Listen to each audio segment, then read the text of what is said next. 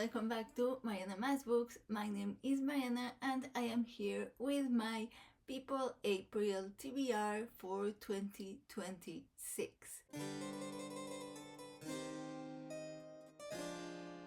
As you have seen, I haven't been filming much. Life has been busy health-wise with checkups, OR procedures, studies, what have you. So I haven't been filming much. I want to do my mid-quarter wrap-up for Historathon and a video for all the books I've read this year so far, which I have to film soon because right now it's doable, but if I keep waiting, I'm not going to do it the more I read. I've been having a fantastic reading year, just amazing.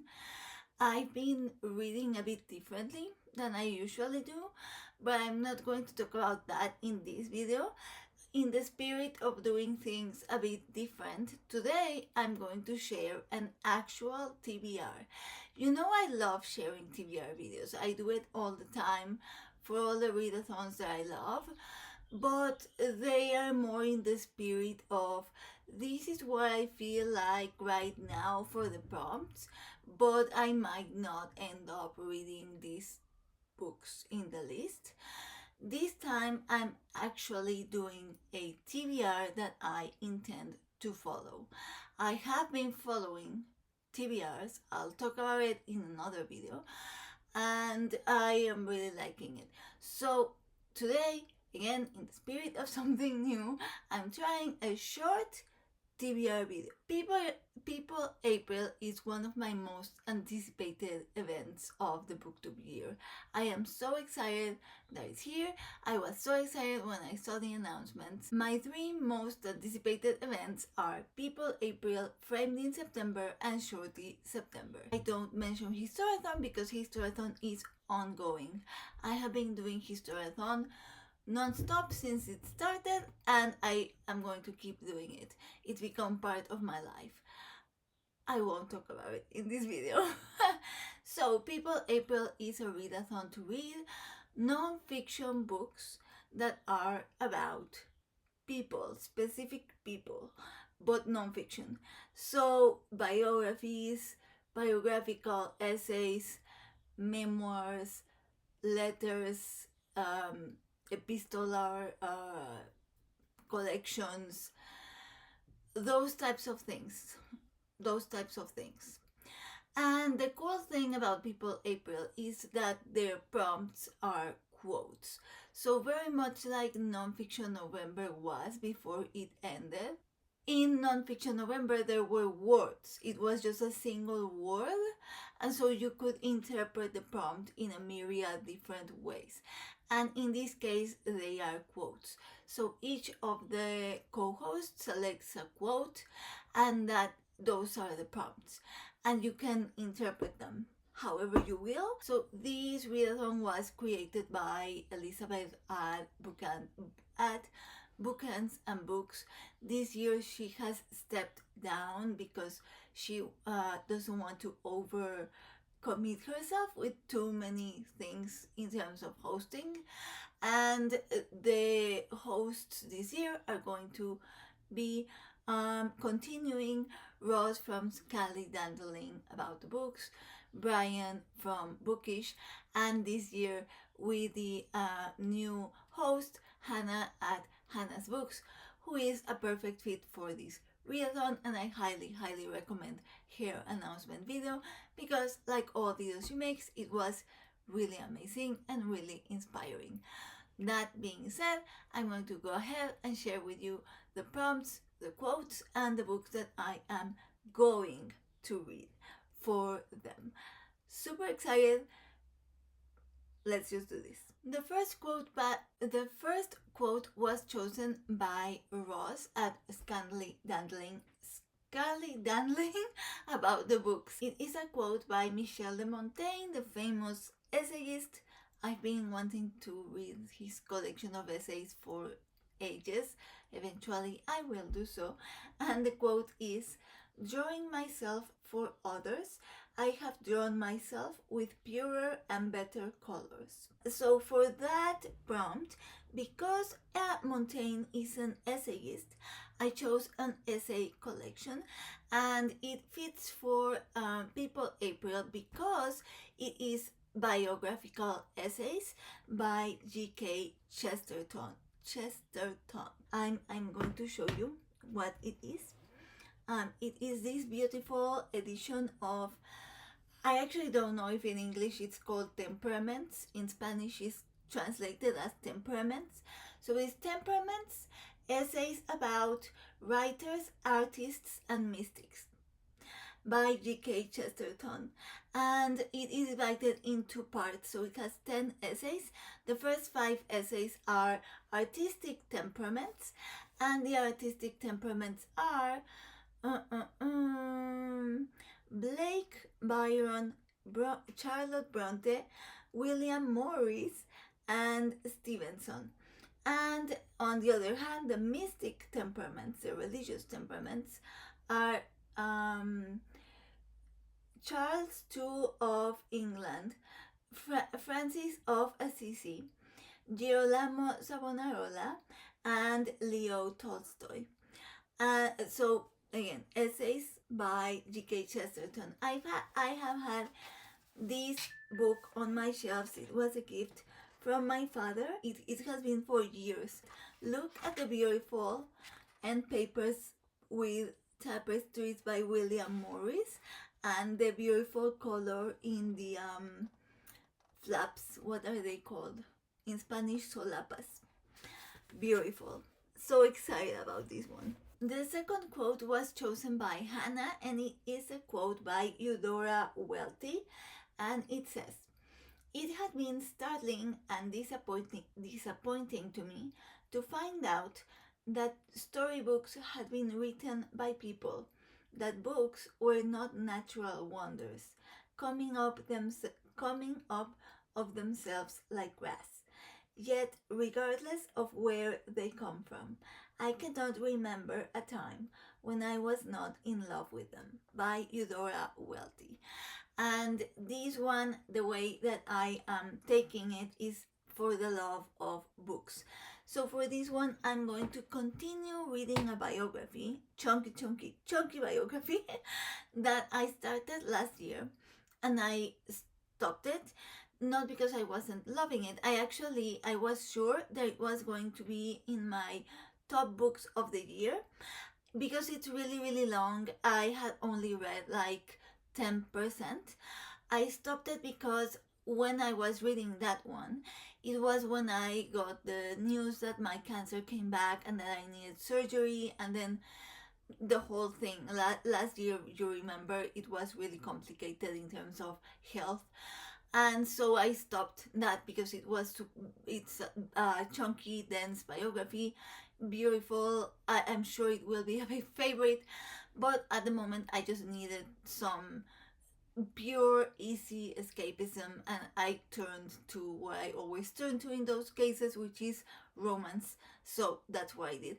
So for this prompt, I'm going to continue with that biography, and it is William Morris, Alive for Our Time by Fiona. I actually forgot her last name. I'm putting it on screen. But it's a biography of William Morris. I love William Morris, and I could make this video super long just talking about my personal relationship with William Morris, but I'm not going to do it. I will save it for a wrap-up video when I wrap up this biography. I'm probably not going to finish it in April. I'm a slow reader because I read many books at the same time. So, books over 1,000 pages, it takes me a long time. So I'm not going to finish it in April, I don't think. But I'm going to read it throughout April my intention is picking that biography up again for People April. And then probably not finish it, but read it throughout April, and I am picking it up again after having posted for People April for this prompt. Oh, and why For the Love of Books? Because there is a quote in this biography that has become just like a life quote for me. It describes me so perfectly. Through reading this biography, I realized that William Morris is not only like an idol of mine, but also very much a kindred spirit. And this quote that I'm going to read you is one of the quotes that, or rather the quote that consolidated for me that we are kindred spirits, because this quote described the way I feel about books in a way I had never heard, and a way I don't think I had ever put that feeling into words. I was debating between reading you the full paragraph or just the quote, but I'm going to read you just the quote. So the full paragraph talks about how passionate he is about what he loves and about his tastes. It says he was always decisive in his tastes, and it goes on to talk about his favorite authors and how they were heroes to him. And so the paragraph concludes with a quote that says, "Books to Morris had a magic. They were realer than the real." Realer than the real. That is the quote. If I wasn't too scared, I would tattoo that phrase on my body. Realer than the real. Books were realer than the real. To me, books are realer than the real. I seem to remember a Meteor Freakout tag where I was trying to explain why book characters to me are real people, but that I obviously know that they are fictional, but that they are not fictional. But I know they are fictional, but they are not. But I know they are, but they're not. And I kept going back and forth like that. And this quote sums it up. They were realer than the real. So that's why, with a quote about books, I have chosen this book to read for this prompt. So the final quote was chosen by Brian at Bookish, and it's from Sun Tzu, and it says, "If you know the enemy and know yourself, you need not fear the result of 100 battles." So a much more bellicose quote. But I have the perfect book for that, actually. And of course, like in Hannah's video, she explains you can take this more metaphorically or more literally. I am taking it more literally because I am doing readathon as I'm historathon as I always am, and we are in quarter one, which is the classical period, and I have a biography that is perfect that I was going to read in March, but when I saw this quote, I thought it's perfect for that quote. I'm going to save it for April.